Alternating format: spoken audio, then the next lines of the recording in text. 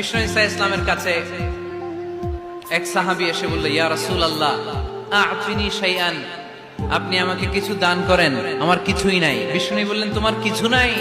সাহাবী বললেন, ইয়া রাসূলুল্লাহ ঘরে আমার শুধু দুইটি জিনিস আছে। কয়টা? চিল্লায় বলেন কয়টা? এক হচ্ছে একটা জামা, দুই হচ্ছে পানি খাওয়ার একটা জগ। বিষ্ণু বললেন, এই দুইটাই নিয়ে আস। বিশ্বনবীর কথা শুনে ওই সাহাবী ঘর থেকে জামা নিয়ে আসলেন, পানি খাওয়ার জগ নিয়ে আসলেন।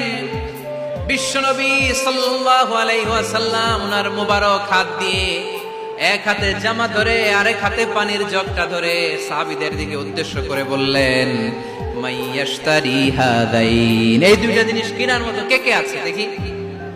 কয়েকজন হাত তুললো। বিশ্বনবী বললেন, কত দিয়ে কিনবা? এক সাহাবী বলে, ইন্নী আশতারিহিমা বিদিরহাম, ও নবী যদিও এগুলো